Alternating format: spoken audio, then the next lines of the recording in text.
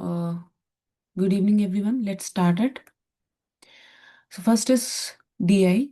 DI में क्या बोला हुआ है? The following table shows the number of the students, boys and girls, and the percentage of the girls who passed in 10 plus 2 examination from the six different schools in the year 2023 and 24. ठीक है, तो school दिए हुए हैं A to F, दो years हैं 2023 और 2024। Total number of students जो पास हुए हैं, बॉयज प्लस गर्ल्स, और परसेंटेज ऑफ गर्ल्स कितनी पास हुई है वो दी हुई है दोनों स्कूल्स की। ठीक है, तो अब क्या करना है? अब क्वेश्चन सॉल्व करेंगे। कैसे कैसे है देखो। पहले क्या बोला हुआ है आप लोगों को? इट्स बैटरी की डाटा आप लिख लो पेज पे, अगर आपको सॉल्व करना है तो अदर्स इजी रहेगा। नाउ अभी क्या बोला है इसमें? मैं डाटा नीचे ही रखती हूँ थोड़ा, ताकि तुम लिख सको अगर कोई लिखना चाहे तो। What is the average number of boys who passed in examination in the year 2024 from the all six schools A to F में? क्या एवरेज रही है नंबर की, परसेंटेज की नहीं? तो देखो, टोटल स्टूडेंट्स इतने हैं, बॉयज की एवरेज निकालनी है और गर्ल्स इतने परसेंट पास हुई है। अगर आपने परसेंटेज पढ़ा हो तो 100% से ज्यादा तो हो नहीं सकता। अब अगर 44% गर्ल्स पास हुई है, और ये जो नंबर ऑफ पास्ड स्टूडेंट्स दिखा रहा है, ये हम क्या मान के चल रहे हैं? 100%। तो 44% गर्ल्स हैं, तो बॉयज कितने होंगे? 100 में से 44 जाएंगे तो कितने बचेंगे?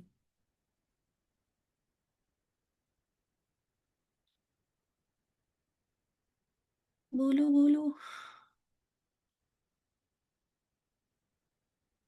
नहीं बेटा, 66 क्यों बचेंगे? 56 नहीं बचेंगे।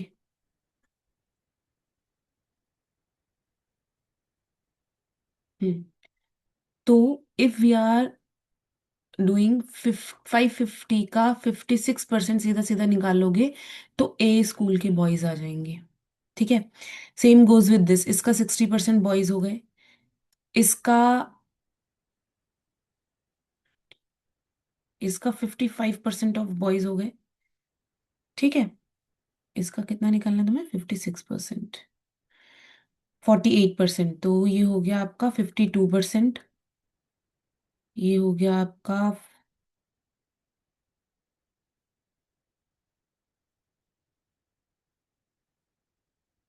45%, और ये हो गया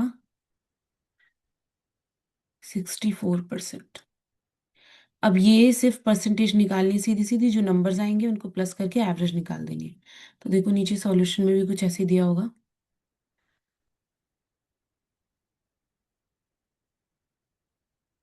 नंबर ऑफ बॉयज पास कैसे पता लग रहा है? Total students pass minus number of girls pass. तो ये तुम पे डिपेंड करता है तुम्हें कैसे निकालना है। ये रे टोटल पास्ट इन 2024 इतने इतना, ये जो हमने डाटा ऊपर निकाला था वो लिखा हुआ है। अब देखो, गर्ल्स का निकाला, या फिर गर्ल्स का निकाल के भी माइनस कर सकते हो, it depends on you. 44% of 552 42 है, तो 550 टोटल था, टोटल में से माइनस कर दिया जितना गर्ल्स का परसेंटेज था, बॉयज का आ गया। ऐसे ही सारे स्कूल्स के लिए निकाला है, और लास्ट में निकाल के क्या कर दिया है? सबको प्लस करके एवरेज निकाल दिया है।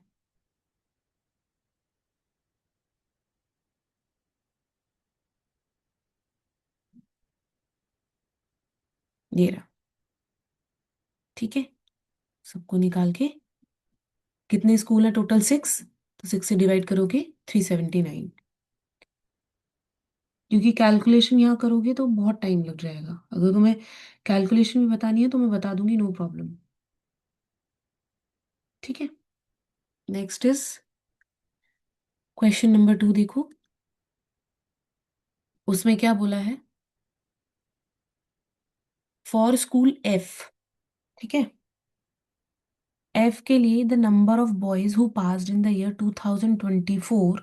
तो अभी तुम्हें क्या करना है? स्कूल एफ में कितने नंबर ऑफ बॉयज ने पास किया है ये तुम्हें पता होना चाहिए। किसमें? 2024 में is approximately this percentage more that in the 2003। तो स्कूल एफ में 2023 में कितने बच्चों ने पास किया है बॉयज ने स्पेसिफिकली, और 2024 में कितने बॉयज ने पास किया है ये तुम्हें निकालना है पहले। ठीक है। तो स्कूल एफ में टोटल स्टूडेंट्स जो पास हुए हैं 2023 में वो 650 हैं, और गर्ल्स जो पास हुई हैं वो है 50%, तो इंटू 50% निकाल लोगे, तुम्हारे बॉयज का नंबर आ जाएगा यहाँ पे। 2024 में एफ स्कूल में टोटल जितने बच्चे हुए हैं 750, और गर्ल्स का नंबर कितना है 36%। तो ये यहाँ पे तुम्हें निकालने की जरूरत नहीं पड़ेगी, ये तुमने फर्स्ट वाले क्वेश्चन में निकाल रखा होगा। तो जब तुम डीआई सॉल्व करोगे तो सीधा वहां से ये नंबर ले सकते हो। ठीक है। It would be 64%। तो अब देखो नीचे, दोनों को निकाल के यहाँ पे जो भी वैल्यू आएगी, एक की वैल्यू आएगी एक्स, एक की वैल्यू आएगी वाई। ठीक है। जब सॉल्व करोगे तो उसने बोला है कि 2024 में जितने बॉयज पास हुए हैं इज अप्रोक्सीमेटली कितने परसेंट ज्यादा हैं देन इन दिस, तो दोनों का डिफरेंस निकालोगे। दोनों के डिफरेंस में जितना ज्यादा आएगा, लेट से, नीचे देखो अब समझ आ जाएगा पहले। 2023 में देखो कितने निकले, टोटल 650 है, परसेंटेज ऑफ गर्ल्स 50% थी, तो नंबर ऑफ बॉयज कितने हो गए 650 इंटू 50% निकाला है 324, तो 2023 में कितने हो गए 325, सॉरी, और 2024 में कितने हो गए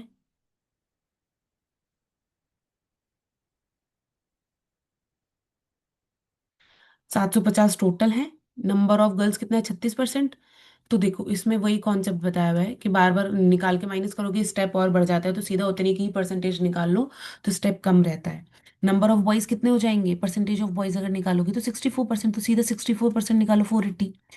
अब तुमको ये बताना है कि 2024 में जो बच्चे पास हुए हैं वो कितने परसेंट ज्यादा हैं 2023 में से। तो वो कैसे बताओगे, पहले दोनों का डिफरेंस निकालोगे।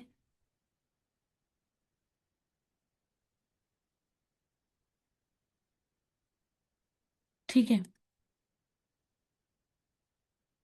480 माइनस 325, तो ये क्या आ गया डिफरेंस जितना ज्यादा है, और किसके रिस्पेक्ट में निकालना है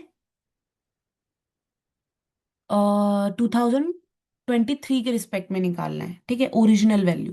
तो 2023 में कितने थे 325 इंटू 100, तो जो परसेंटेज आएगी वो हो गया हमारा आंसर। बात समझ आई।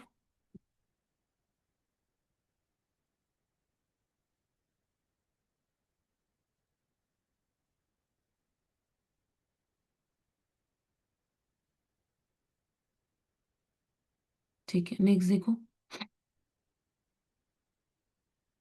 परसेंटेज रेशो वाला है, डीआई ज्यादा हार्ड नहीं है, और परसेंटेज और रेशियो बहुत इजी होता है।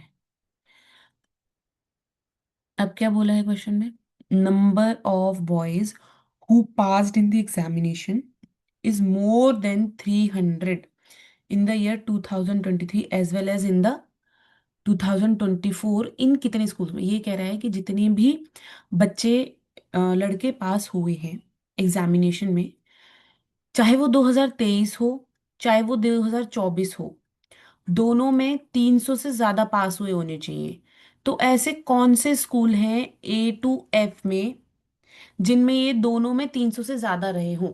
दो स्कूल हैं टोटल, तीन स्कूल हैं, चार हैं या पांच हैं। तो इसके लिए अब तुम्हें क्या करना पड़ेगा, नंबर ऑफ बॉयज निकालने पड़ेंगे हर एक स्कूल के, दोनों साल के लिए, 2023 के लिए 2024 के लिए भी। अब तुमने पहले क्वेश्चन से 2024 के सारे नंबर्स निकाले हुए हैं। ठीक है, क्वेश्चन नंबर 1 में तुमने 2024 के सारे बॉयज के नंबर्स निकाले हुए हैं। अब बचा क्या है 2023।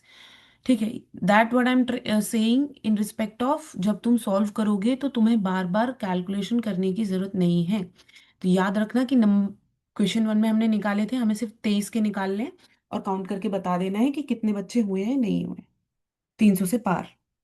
ठीक है। तो अब देखो कैसे कैसे सॉल्व किया हुआ है नीचे, सीधा सीधा वैल्यू निकाली हुई है और काउंट किया हुआ है।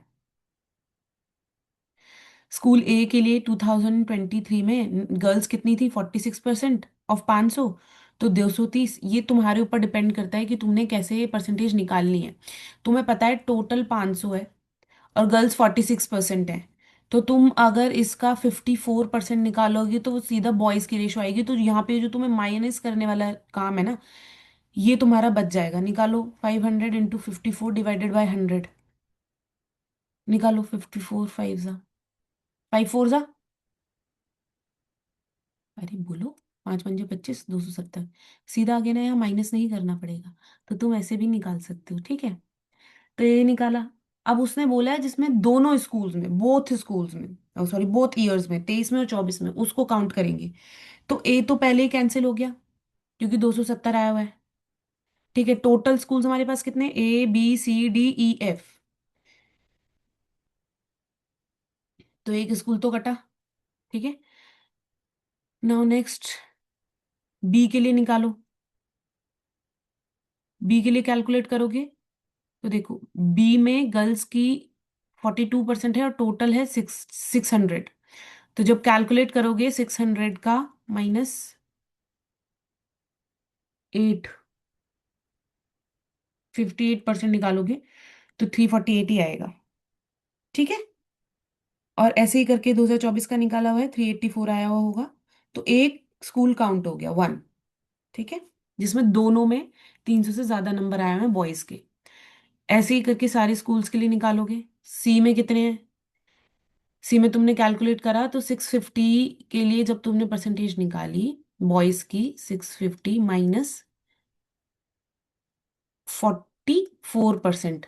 ठीक है, निकालोगे तो 286 आएगा। तो ये यही कैंसिल हो गया। फिर अगला स्कूल निकालो। डी के लिए 720 का 40% निकालोगे, बॉयज की वैल्यू आ जाएगी, विच इज 288।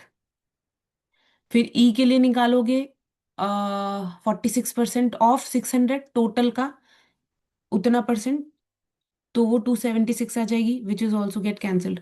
बात समझ आ रही है यहाँ पे मैं क्या कह रही हूँ। तुम्हारी टेबल में 2023 में दो चीजें दी हुई हैं, 2023 और 2024 में। एक जगह total number of students pass plus girls plus boys दोनों मिला के जितने पास हुए हैं, और गर्ल्स की परसेंटेज दे रखी है कि कितने परसेंट गर्ल्स पास हो गई हैं। तो ये मेरा टोटल 100% का नंबर शो कर रहा है। तो यहाँ पर मुझे इस स्कूल ई में बोला गया कि टोटल बच्चे 600 हैं और गर्ल्स जितनी पास की हैं वो 54% है। तो जब 600 100% शो कर रहा है, तो गर्ल्स 54% पास हुई हैं, तो लड़के कितने पास हुए होंगे, 100 -54%। Are you getting my point, yes और नो। तो 44% क्या हो गए, 600 का बॉयज हो गए। तो सीधा सीधा बॉयज भी निकाल सकते हो बाय डूइंग 600 -44%। तो ये माइनस नहीं करना पड़ेगा, ये समझाया मैंने, कंफ्यूज मत होना। जब क्वेश्चन सॉल्व करोगे तो समझ आ जाएगा, जब डाटा सामने लिख रखा होगा तो। ठीक है, अब स्कूल एफ के लिए देखो। अभी तक एक ही स्कूल पास हुआ है ना। अब स्कूल एफ के लिए देखो, 650 का 50% निकालोगे 325, और 750 का कितने परसेंट निकालना पड़ेगा, 64%, विच इज 480। तो अभी तक सिर्फ दो स्कूल्स ने पास किया है, right, school B and school F. तो आंसर क्या आ जाएगा, टू स्कूल्स। वहां पे उसने बोला था ना कि किस में दोनों ईयर्स में 300 से ज्यादा बॉयज ने स्कोर किया है, तो ये क्वेश्चन हमने इसे सॉल्व कर लिया। नाउ नेक्स्ट देखो, नेक्स्ट में क्या बोला है।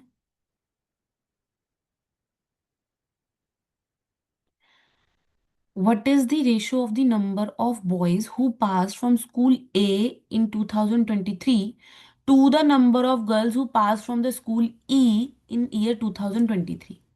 ठीक है, ईयर 2023 के ही डाटा में ए और ई में, ए में हमने किसको निकालना है, बॉयज को, और ई में हमने किसको निकालना है, गर्ल्स को, इनके नंबर्स को निकालना है।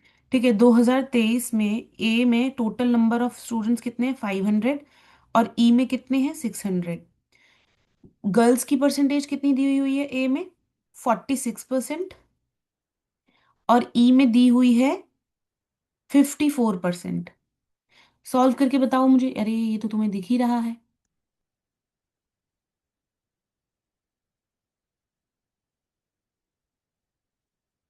बताओ इनके कितने कितने नंबर आएंगे। यहाँ पे बॉयज का बताना है, यहाँ पे गर्ल्स का बताना है। बताओ एक बार।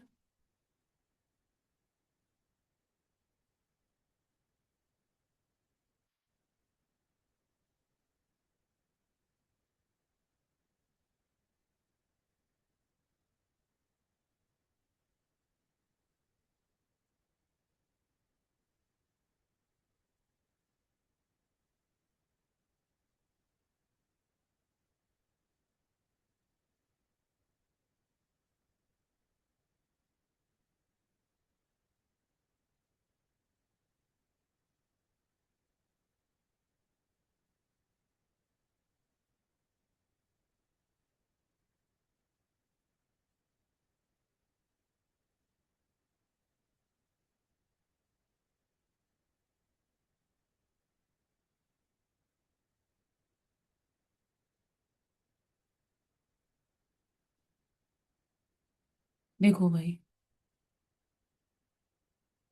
बहुत स्लो स्लो सॉल्व कर रहे हो तुम।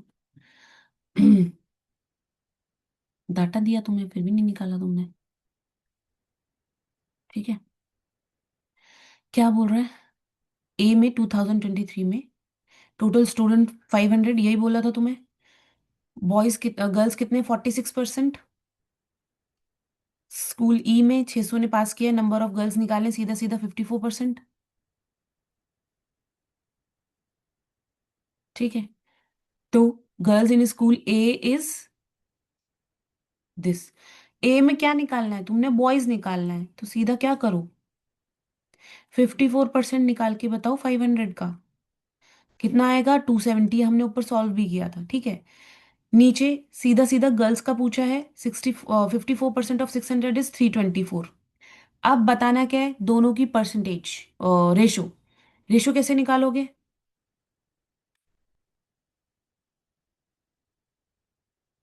ए बाय बी बताना है या बी बाय ए बताना है? Ratio of the boys who pass in school A. A से लेके ए बाय ई बताना है। ठीक है। ए में 230 divided by 324।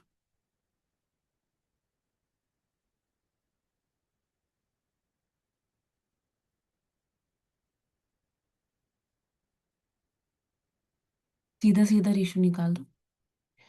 270 divided by 324। A by E, boys by girls लिखा हुआ है क्वेश्चन में। इसको सॉल्व करोगे। ठीक है, थ्री के टेबल से सॉल्व कर लेना। ये मेथड यूज करना हो तो कर लेना, वरना थ्री के टेबल से सीधा सीधा सॉल्व करोगे तो 270 डिवाइडेड बाय 324 है, 90/108 आ जाएगा। इसको सॉल्व करोगे 30/36 आ जाएगा। इसको सॉल्व करोगे तो 5/6 आ जाएगा। ठीक है। सिक्स के टेबल से भी कर सकते हो, तो सीधा सीधा 5/6, 5:6 आंसर आ जाएगा। कुछ ज्यादा हार्ड नहीं है इसमें। कोई डाउट? मित्तल कैलकुलेशन गलत क्यों हो रही है भाई? 336 कहाँ से आया?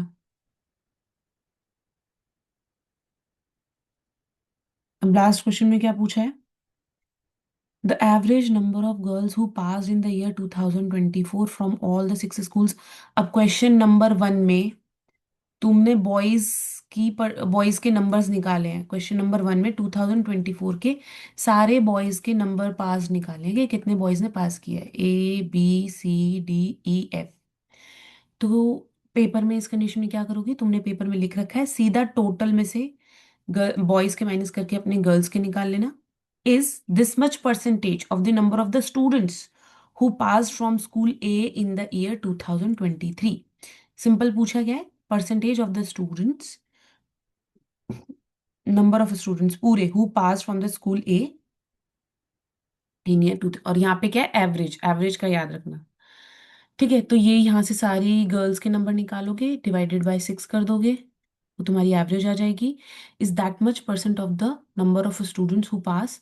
तो परसेंटेज निकालने के लिए जो भी यहाँ पे वैल्यू आएगी, डिवाइडेड बाय स्कूल ए में 2023 में टोटल नंबर ऑफ स्टूडेंट्स कितने थे, 500 इंटू 100। सिंपल क्वेश्चन है, ये निकाला हुआ है देखो। 2024 में school total pass, percentage of girls, girls pass. ठीक है, सीधा सीधा परसेंटेज भी निकाल सकते हो। 550 का 44%, 242। 640 का 40%, 256। ऐसे कर करके निकाला हुआ है। फिर इन सबको प्लस करके इनकी एवरेज निकालोगे, क्योंकि क्वेश्चन में एवरेज बोली है।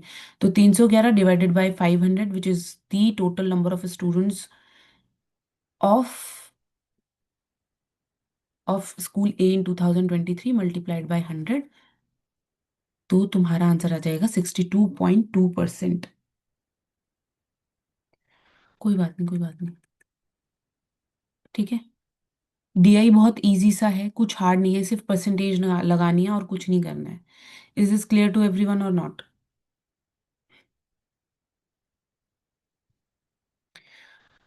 ठीक है, एक बार सॉल्व करके देखना, इजी सा है। और सिलेक्टेड सोल्यूशन में पूरा का पूरा दिया हुआ है, तो कोई प्रॉब्लम भी नहीं पड़ेगी। अब देखो नेक्स्ट।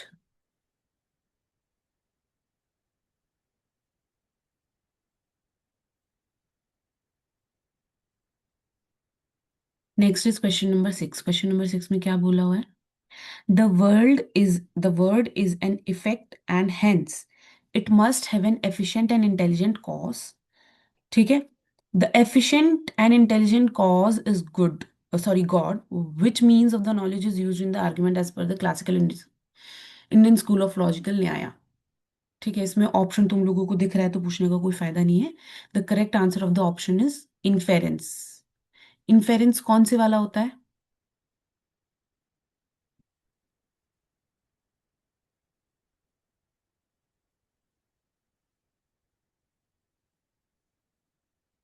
इन्फेरेंसेस हिंदी में क्या बोलते हैं जब लिखते हैं तो? अनुमान। ठीक है, इन्फेरेंसेस अनुमान। Where there is a fire, where there is a smoke, there is a fire. ठीक है।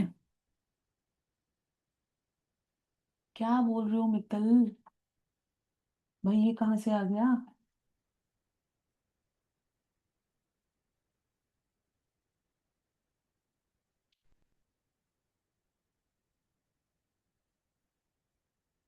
ठीक है। नाउ नेक्स्ट क्या बोला हुआ है इसमें? As per the classical Indian school of logic Nyaya. जब आप लोगों ने पढ़ा होगा इंडियन स्कूल ऑफ फिलोसफी, तो उसमें ऑर्थोडॉक्स और हेटेरोडॉक्स पढ़ा होगा। ऑर्थोडॉक्स में दो टाइप के स्कूल्स पढ़ाए गए होंगे आप लोगों को। स्कूल बेस्ड ऑन द वैदिक टीचिंग और school based on the independent growth. तो इंडिपेंडेंट ग्रोथ में हमने सम क्या पढ़ा है, योगा पढ़ा है, न्याय पढ़ा है और विसासिका पढ़ा है। तो न्याय जो है वो गौतमा ने दिया था, जो लॉजिकल थिंकिंग के ऊपर काम करता है। और जो न्याय है वो चार तरीके के उनको वैलिड नॉलेज सोर्सेज मानता है, प्रमाणास को। जो हमने प्रमाणा 6 तरीके के पढ़े हैं, पर न्याय स्कूल में 4 तरीके के प्रमाणों को वैलिड माना जाता है: परसेप्शन, इन्फेरेंस, शब्द और कंपैरिजन। तो वही चीज यहाँ पे पहले बताई हुई है हमारे सिलेक्टेड सॉल्यूशन में, दैट इन न्याय four main pramanas means of valid knowledge are accepted: perception, inference, analogy और verbal authority। अब देखो आर्गुमेंट इज इन्फेरेंस क्यों बोला गया है, क्योंकि मैंने तुम्हें बताया अनुमाना वही वाला, where there is a smoke there is a fire. ठीक है। अगर धुआं है तो आग तो होगी ही। यहाँ पे वो जो है बस उसी के ऊपर है। ठीक है। तो this is basically knowledge based upon previous knowledge, anumana जिसको हम बोलते हैं। या कॉज एंड इफेक्ट की बात करते हैं कि जैसे हमने बोला कि अगर धुआं है, स्मोक है, तो फायर तो होगी। तो अगर जो ये फायर है ये इफेक्ट है, तो इसका कॉज देखा हमने कि भाई कॉज एंड इफेक्ट रिलेशन निकल रहा है। तो वही बात यहाँ पे हुई है, the world is an effect and hence it must have an efficient and intelligent cause. देख रहे हो, कॉज एंड इफेक्ट इन्होंने निकाला हुआ है। परसेप्शन क्या होता है? परसेप्शन होता है प्रत्यक्ष। ठीक है, इसकी डेफिनेशन मैं अभी पढ़ाने लगूंगी तो पूरा दिन निकल जाएगा। अगर हमने इसको पढ़ना शुरू करा, क्योंकि ये टॉपिक है, तो आप जरा अपने नोट्स पे ध्यान देंगे। नहीं भी देंगे तो देखो इसमें लिखा हुआ है सब कुछ। The statement in the question is, देखो, the word is an effect and hence it must have an efficient and intelligent cause. The efficient, that efficient and intelligent cause is God. The argument has the structure of cause and effect reasoning. ठीक है, उसके बाद ये सारे reasons दिए हुए हैं। Such step wise reasoning from an observed property being an effect to an unobserved entity god as a cause is exactly what Nyaya calls anumana, inference, not direct perception, analogy or testimony। बात समझ आ रही है क्या बोला गया इसमें? Simple सी बात है। अपना जो तुम्हारा बेसिक एग्जाम्पल तुम्हें मेरे हिसाब से जो पढ़ा तुमने पढ़ा होगा इन्फेरेंस के अंदर, वो फायर और स्मोक वाला ही पढ़ा होगा। तो वहीं से इफेक्ट लगा के कि कॉज एंड इफेक्ट बताया गया है, इसलिए इसका आंसर इन्फेरेंस होगा। और चार ऑप्शन क्यों दिए गए हैं? परसेप्शन का मतलब तुम्हें पता है, एनालॉगी का मतलब पता है क्या होता है? बताओ। वर्बल टेस्टिमोनी तो शब्द होता है कि किसी डॉक्टर के या किसी ऐसे विश्वसनीय इंसान के शब्द के बेसिस पे उस चीज को मानना। ठीक है। प्रत्यक्ष क्या होता है?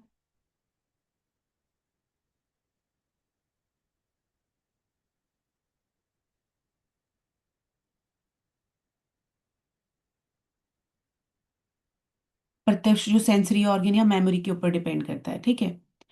और एनालॉगी इज कंपैरिजन बेसिकली, जो उपमाना होता है कि someone has told me that something is look like that, तो मैंने उसको पहचाना कंपैरिजन करके। तो यहाँ पर अगर तुम बेसिक नॉलेज भी लेके चलोगे, तुमने न्याय स्कूल नॉलेज नहीं लगाना, कुछ नहीं लगाना, तो अगर तुमने परसेप्शन, इन्फेरेंस, एनालॉगी और वर्बल अथॉरिटी की नॉर्मल डेफिनेशन पढ़ी हुई है तो भी तुम इसको निकाल सकते हो। क्योंकि देखो, वर्बल अथॉरिटी इसमें होगा नहीं, ठीक है, एनालॉगी इसमें होगा नहीं, क्योंकि कहीं पर भी कंपैरिजन नहीं हो रहा है, सिमिलैरिटी नहीं पूछी जा रही है, दो ऑब्जेक्ट्स के बीच में कंपैरिजन भी नहीं हो रहा है। ठीक है। तो ये दोनों कट गया, बचा परसेप्शन और इन्फेरेंस। अब परसेप्शन में क्या होता है? परसेप्शन इज प्रत्यक्ष प्रमाणा। प्रत्यक्ष प्रमाणा में बेसिकली अनुभव होता है या स्मृति होती है, सेंसरी ऑर्गन होते हैं या मेमोरी या माइंड होता है। ठीक है, अगर उसमें देखोगे तो वहां पर, यहाँ पर कोई ऐसा सेंसरी ऑर्गन का काम नहीं है या मेमोरी के बारे में नहीं पूछा गया है, लौकिक अलौकिक कोई भी चीज नहीं पूछी गई है। सीधा सीधा कॉज एंड इफेक्ट बताया हुआ है जो जाके इन्फेरेंस से मिलता है, इसलिए inference is the correct answer. किसी को कोई डाउट है इसमें? ये इसलिए इस तरीके से बताया जा रहा है कि अगर आपने लीस्ट भी पढ़ा हुआ है तो आप इसको करेक्ट कैसे टिक करके आ सकते हैं। ज्यादा नहीं है कि बहुत ज्यादा पढ़ा हुआ हो, बट इसीलिए बोलते हैं कि थोड़ा थोड़ा रिवाइज करके रखोगे तो याद रहेगा हर एक कॉन्सेप्ट, तो उसको वहां लगा सकोगे। एलिमिनेशन मेथड के बिना क्वेश्चन नहीं होगा, क्योंकि 100% किसी को नहीं पता होता। हर कोई एलिमिनेट करता है और फिर उसके बेसिस पे बची हुई नॉलेज लगाता है और आंसर टिक करके आता है। पर उसके लिए तुम्हें 1.2, 1 मिनट 20 सेकेंड्स मिलते हैं। तो उसके लिए तुम्हारी रिवीजन इतनी स्ट्रांग होनी चाहिए कि तुम वर्ड देखो और तुम्हें उसका कॉन्सेप्ट समझ आ जाए। वहां पे ये नहीं करना कि किताब के कौन से पन्ने पे कौन सा शब्द लिखा हुआ था 5 मिनट सोचने में लगा रहे हैं, तो फिर दिक्कत हो जाती है। इसीलिए बोलते हैं कि क्वेश्चंस किया करो, रिवीजन किया करो। नाउ नेक्स्ट क्या बोला हुआ है? विच fallacy is committed in the following statement? I can expect that you would not find any moral issues in making abortion illegal since your ability to feel sympathy for the rights of the woman। कोई इंसान किसी को कह रहा है कि मैं समझ सकती हूँ कि तुम्हें क्यों नहीं समझ आ रहा है कि एक मॉरल मॉरल इशू है कि अबॉर्शन को इलीगल कर देना चाहिए, क्योंकि तुम्हारी एबिलिटी है ही नहीं। तुम्हारी एबिलिटी इतनी ही लिमिटेड है कि तुम इतना ही सोच सको in terms of like that, ऐसी बात हो रही है। तो इसमें तुम्हें चार ऑप्शन दिए हैं: begging the question, ad hominem, hasty generalization और स्लिपरी स्लोप। ठीक है। तो एज सच तुम्हें आंसर यहाँ पे दिख रहा है। Correct answer of the question is two, ad hominem. इसमें क्या है कि पर्सन के करेक्टर को टारगेट कर दिया जाता है जब नहीं समझ आ रहा होता ना, तो उसके करके कि भाई तू सोच ही इतना सकता है। ठीक है। Here instead of attacking the argument about the abortion laws, ठीक है, कि तुमको अबॉर्शन लॉज पे बात करनी चाहिए थी, the speaker attacks the person's character by saying the their sympathy for women is limited. ठीक है, that is ad hominem hominem fallacy.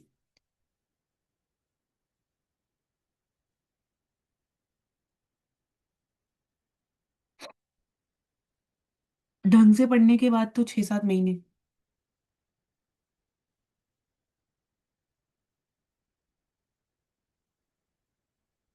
With fully prepare, one cycle,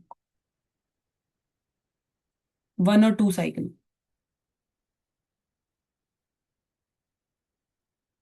बहुत कम होता है कि पहली मतलब, बहुत ज्यादा अगर आप फोकस से पढ़ रहे हो तो पहली साइकिल में निकल जाता है, क्योंकि सबको पता होता है कितना फोकस हमने दिया होता है या कितना टाइम हमने दिया होता है। ठीक है। तो अगर आपकी प्रिपरेशन में प्रॉब्लम है तो सेकंड साइकिल लग जाती है। Now next is,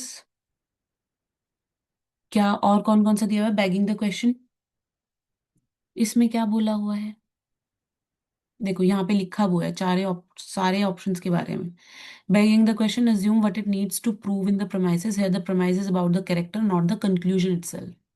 hasty generalization, तुम लोगों ने ये पढ़ा है, पढ़ा तो होगा। hasty generalization, जब आपके पास प्रूफ कम होते हैं ना, तो आप लैक ऑफ प्रूफ में भी कंक्लूजन की तरफ पहुंच जाते हो, मतलब ओवर जनरलाइजेशन कर देते हो फैलेसी का। तो वही लिखा हुआ है, draws a general rule from too few cases, nothing like that is happening है। ठीक है, कोई एक्चुअल प्रूफ नहीं है, बट तुमने कंक्लूजन तक पहुंच गए हो। स्लिपरी स्लोप क्या होता है, claims one step will inevitably lead to the chain of bad events, so no such chain is mentioned। Slippery slope में बेसिकली ये होता है कि राई का पहाड़ बनाया जाता है। अगर स्लिपरी स्लोप याद रखना है तो राई के पहाड़ वर्ड से याद कर लो, बात खत्म। ठीक है।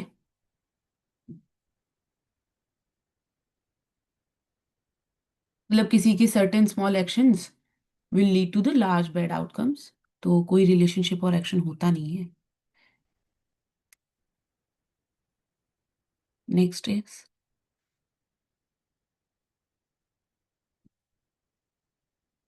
हम्म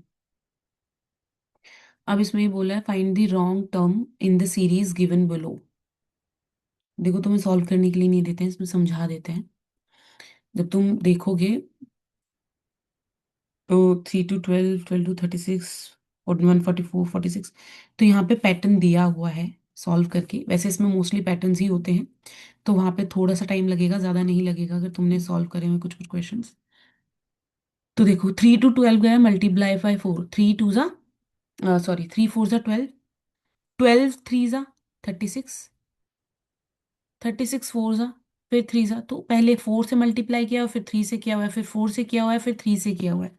हर किसी में यही कर रहे हैं। ठीक है, तो ऐसे ही तुमने करके निकालना है, बस बात खत्म।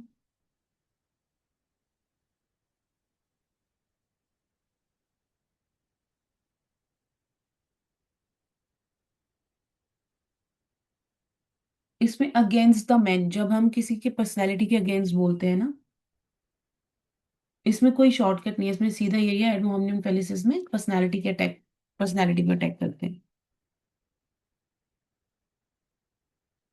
अगर तुम अपनी चैनल यहाँ पे देखोगे तो यहाँ पे 4 से 3 से 4 से 3 से, पर यहाँ पे 4 से जब मल्टीप्लाई करोगे तो 1728 आना चाहिए, पर सीरीज में 1738 दिखाया हुआ है, जो कि गलत है। अब इसको क्रॉस चेक करने के लिए तुमने जो तुम्हारा 4 से मल्टीप्लाई करके आया उसे 3 से मल्टीप्लाई करके देखा, तो सीरीज वाला ही आंसर आ रहा है, तो मीन्स ऑप्शन 3 इज इनकरेक्ट। तो ऑप्शन 3 टिक करो और चलते बनो। Now next is, which of the following propositions are so related that they cannot both be false, they cannot both be false, they can be true। मतलब false नहीं हो सकती but true हो सकती हैं। सब कॉन्ट्ररी है ये।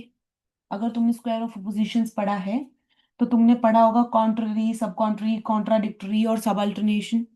ठीक है, तो उसमें जो सब कॉन्ट्ररी के बीच में रिलेशनशिप होता है, वो यहाँ पे उसकी बात हो रही है। और सब कॉन्ट्ररी किसके बीच में होता है, देखो ये होता है तुम्हारा स्क्वायर। ठीक है, ये होता है कॉन्ट्ररी। अब स्क्वायर में कैसे होता है, all, no, some, some not.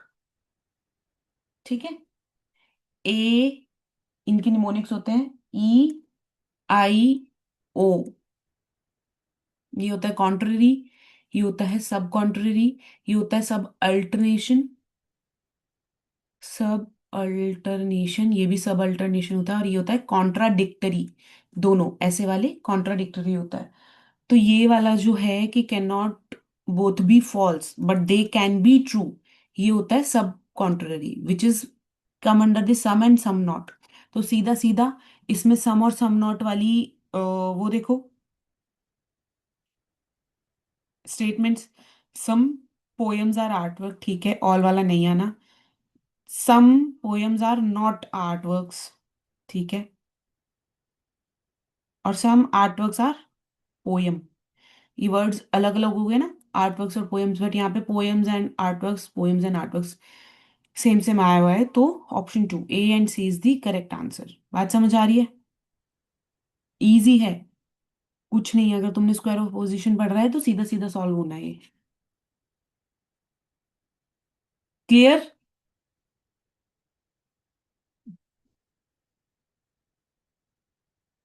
Next देखो।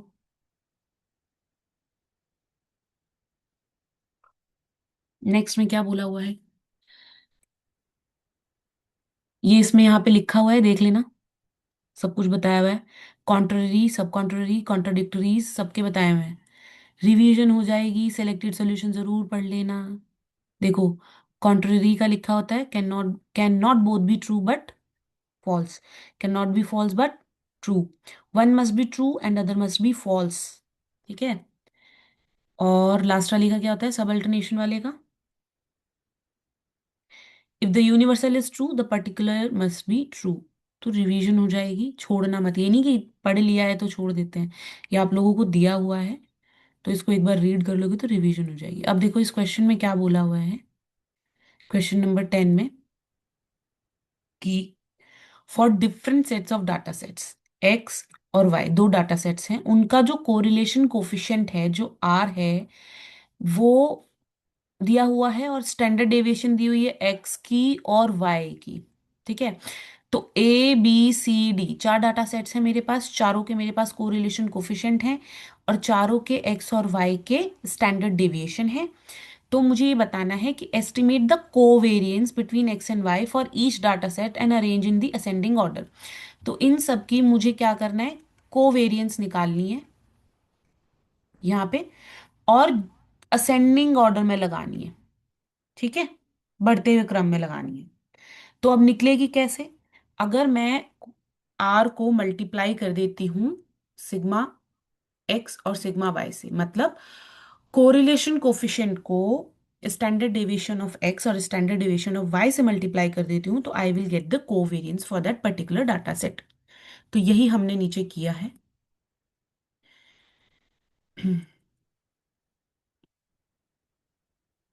ये देखो, सबके निकाले हुए आर, ठीक है, उसके बाद standard division of X, standard division of Y, answer, answer, answer and answer. और उसके बाद इनको क्या करा है, असेंडिंग ऑर्डर में लगा दिया है। असेंडिंग ऑर्डर में लगा के आपका आंसर क्या आ जाएगा, सबसे पहले कौन सा है,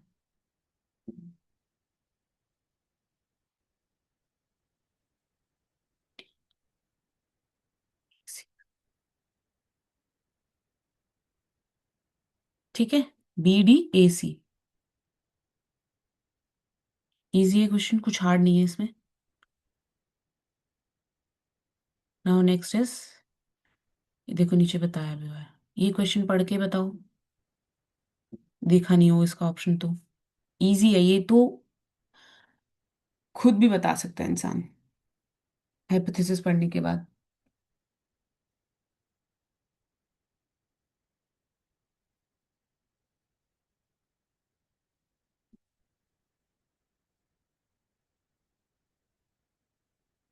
हाइपोथेसिस किस किस बेसिस पे कंस्ट्रक्ट होता है?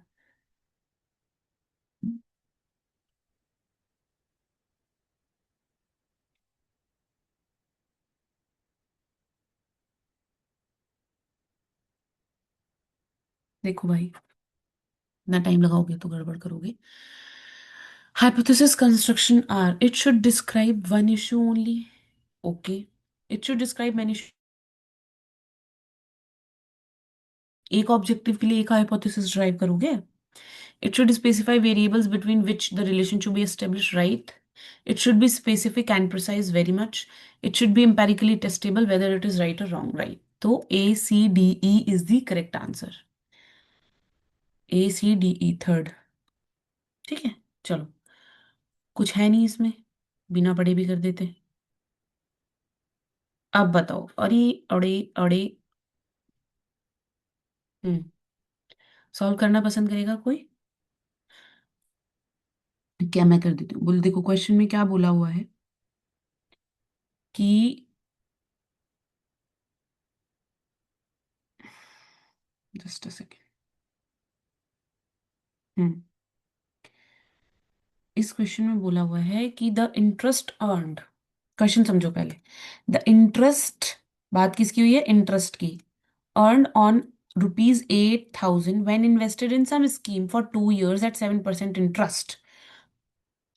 ठीक है. तो जो इंटरेस्ट है के बाद ये पूरी क्या है? स्टेटमेंट है कि कितने पैसे से हुए, कितने साल के लिए और कितनी परसेंट.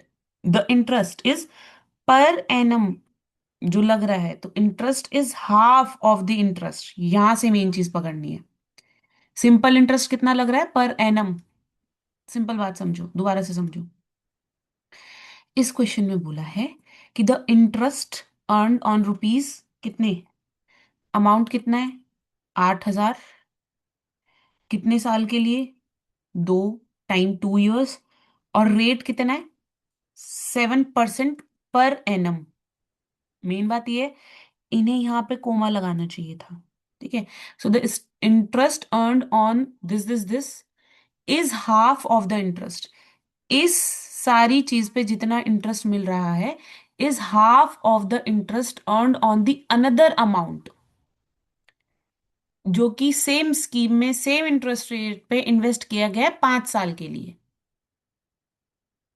ठीक है.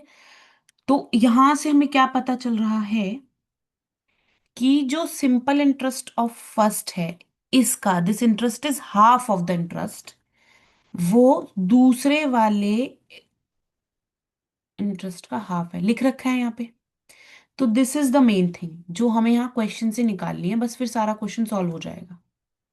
ठीक है. अब इसको सॉल्व करो. पहले का सारा सामान दिया हुआ है, निकालो. क्या हो जाएगा? फॉर्मूला लगाओ. SI का फॉर्मूला क्या होता है? PRT/100. सॉल्व करोगे तो 8,000 × 7 × 2 /100, तो आंसर आ जाएगा 1120. दूसरे के लिए निकालो. SI = PRT 100. SI हमको पता नहीं है उसका. ये SI 1 हो गया, ये SI 2 हो गया. SI 2 निकालोगे तो हो जाएगा P × 7 × 5 / 100. क्या कह रहे हो भाई? कहे जा रहे हो, कहे जा रहे हो? अच्छा. हम्म. सही है. निकालो. तो ये कितना हो जाएगा? 35P/100, क्योंकि P मुझे पता नहीं है. तो अब मेरे पास दो चीजें निकल के आई. एक तो एक ये और एक ये. अब इसमें पुट कर दो सब कुछ. इस वाली इक्वेशन में सब कुछ पुट कर दो.